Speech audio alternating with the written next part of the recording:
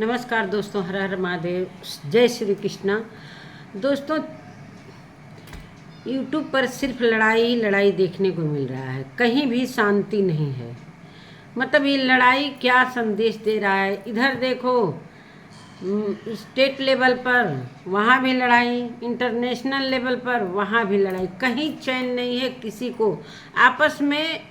और रही बात लड़ाई की, तो सिर्फ औरतों का ही लड़ाई हो रहा है, कहीं जेंट्स का नामो निशान नहीं है। जेंट्स काफ़ी समझदार होते हैं, लेकिन औरतों को कुछ ऐसा कहावत कहा गया है, मैं नहीं कहूँगी, मैं भी एक औरत हूँ, लेकिन समझ में नहीं आ रहा है कि क्या मिल रहा है और क्या संदेश दे रहे हैं। ये सोशल मीडिया पर वीडियो बनाते बनाते इस तरीके से लड़ाई लोग करते आ रहे करने लग रहे हैं कि वो लास्ट में एक दूसरे पर हाथ भी चला दे रहे हैं।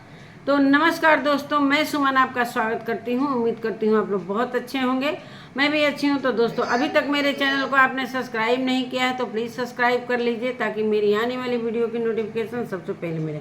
तो दोस्तों, मैं बता दूँ कि उधर इंटरनेशनल लेवल पर लड़ाई जो हो रही है उसका तो वीडियो बन ही रहा है, लेकिन इधर देखने को मिल रहा है जो राज्य स्तर के, जो स्टेट लेवल के हैं, उधर भी कम नहीं है लोग, उधर तो और भी ज़्यादा है। उधर तो थोड़ा बातों वीडियो से लड़ाई हो रहा है, इधर तो हाथा बाही झोटा झोटौल जो कहते हैं गांव में, वो हो जा रहा है। तो मैं आज दो लोगों पर मैं बात करूंगी जो कि आपस में आज हफ्तों दिनों से ये लड़ाई चल रही थी। मैं इस पर वीडियो बनाना नहीं चाहती थी, लेकिन लास्ट में ऐसा मैंने वीडियो देखा कि मैं वीडियो बनाने पर मजबूर हो गई।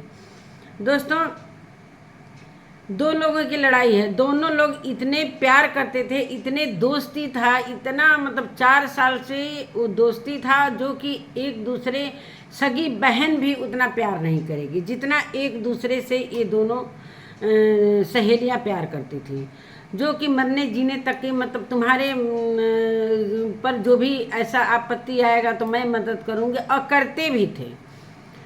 तो आज मैं बात करूंगी एस.के. कन्हैया सालू और आर.के. रजनी कौशल। तो बहुत दिनों से मैं ये लड़ाई देख रही थी, जो देखते देखते कान भी पक गया। लास्ट में मुझे वीडियो बनाने का नौबत आ गया। आज फाइनली लड़ते लड़ते इन लोगों का समापन भी हुआ है। जिस तरीके से रामायण शुरू होता है, उसका एक न एक दिन, दूसरे दिन चाहे तीसरे दिन समापन होता है, तो इतने दिन का ये महाभारत का जो है फाइनली आज समापन हो गया।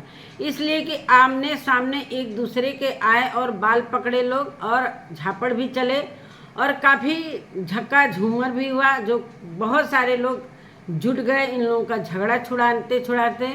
और ये है इन लोगों की दास्तां, दोस्ती की दास्तां आज फाइनल ख़त्म हो गई।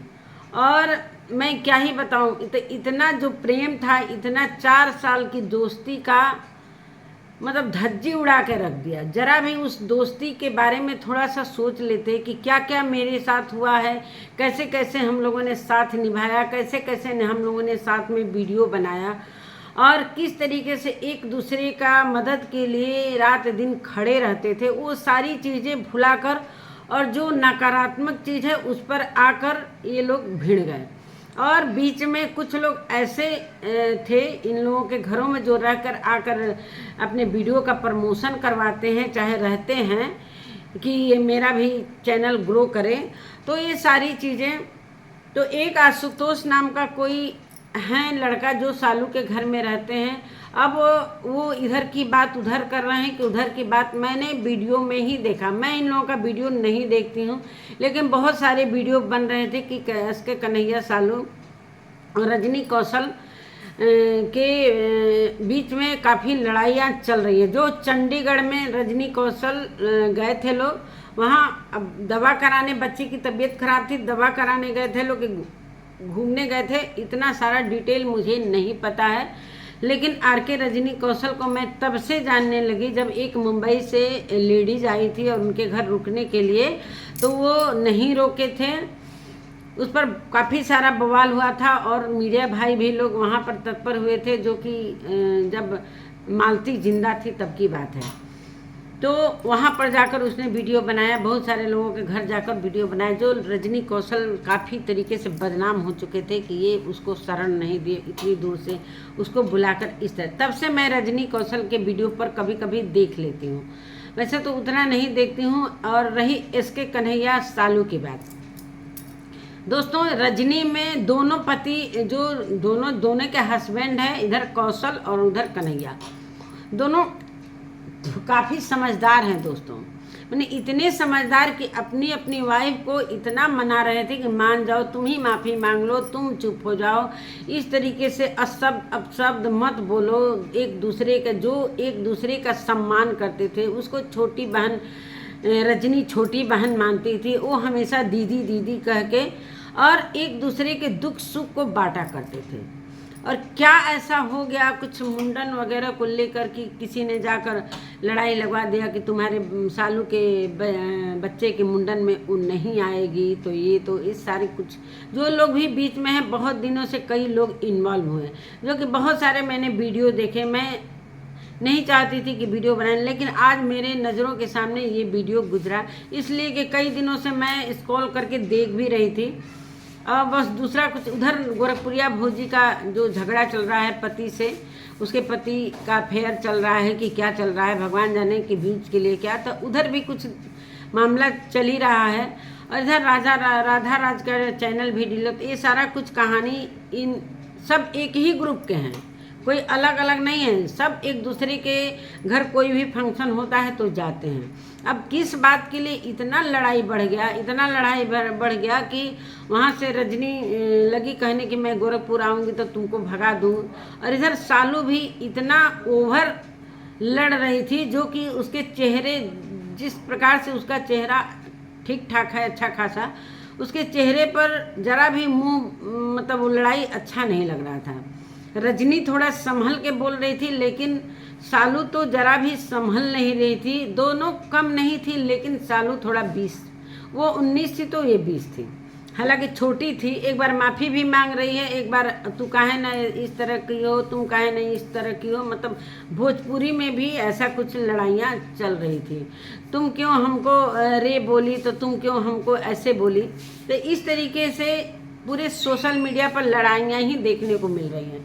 कोई अच्छा संदेश नहीं दे रहा है, इसलिए कि ये लोग सोशल मीडिया पर 4-4 मिलियन 5-5 मिलियन लेकर बैठे हैं, तो क्या यही संदेश देना चाहते हैं। आज मैंने देखा कि रजनी कौशल मतलब दोनों पति पत्नी कह रहे थे लोग कन्हैया सालू से कि चलो मेरे घर में ही सारा सुलहनामा हो जाएगा और इस लड़ाई का समापन किया जाए।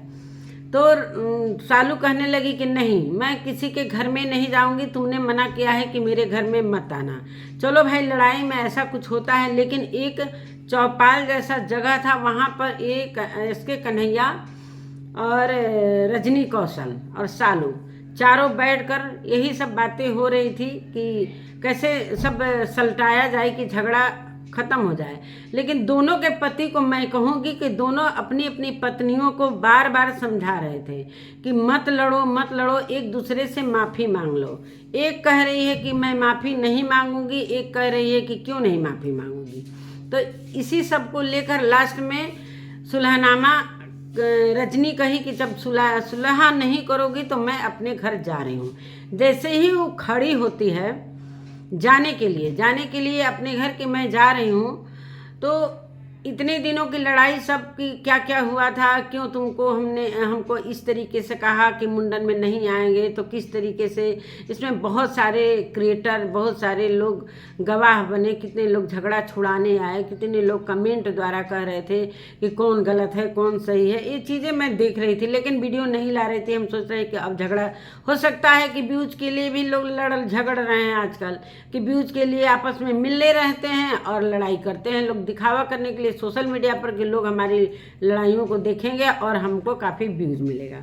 तो ये व्यूज का लड़ाई नहीं था दोस्तों, ये हकीकत लड़ाई था। आज मुझे देखने को मिल गया। जैसे ही रजनी उठती है कि नहीं सुलहनामा करोगी तो मैं अपने घर जा रही हूँ, तैसे ही सालू उठकर और रजनी के पास पहुँच जाती है, एकदम उससे सटे, और कहती है कि मारने आई हो ना गोरखपुर में, चंडीगढ़ से तुम मारने आई हो तो लो मारो।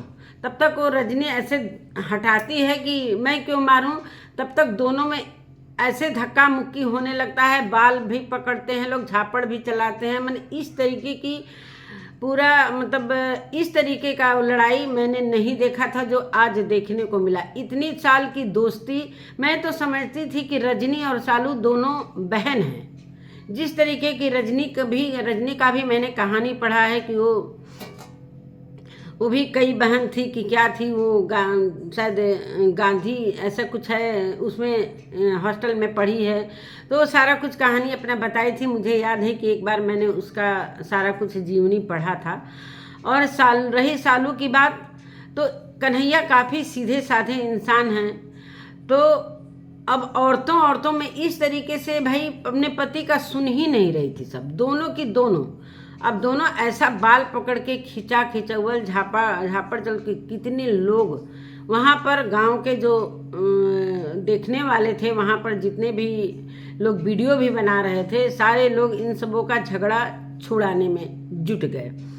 और कैसे कैसे तो झगड़ा छुड़ाया गया, गालियाँ देते हुए वो उधर गई, गालियाँ देते हुए ये इधर आई। फिर अपने घर में बैठकर अपना वीडियो बनाना स्टार्ट की लोग कि देखो किस तरीके से वो झापड़ चल। जब सालू, अगर मैं सालू का यहाँ पर गलती दूंगी, सालू अपने जगह से उठकर रजनी जब जा रही थी तो रजनी के पास दौड़ कर गई। इसका इरादा था मारामारी करने का, ताकि हम मानते हैं कि रजनी का कोई इरादा नहीं था, वो सीधे से घर जा रही थी। रजनी की बातों में थोड़ा सा हमको शालीनता लगा, लेकिन ये लगातार छोटी होकर, छोटी बहन उसने माना था, छोटी बहन होकर इतना ज़्यादा जबान चला रही थी कि किसी को भी देखने में बुरा लग रहा था। कई दिनों से ये लड़ रही थी, पूरा ऐसे बाल बिखेर ले रही थी और अजीबो गरीब लड़ाई करती थी। मतलब वीडियो वो चंडीगढ़ से लड़ रही थी अपने वीडियो में कि मान जाओ तुम छोटी हो, लेकिन ये क्यों मानने जाए।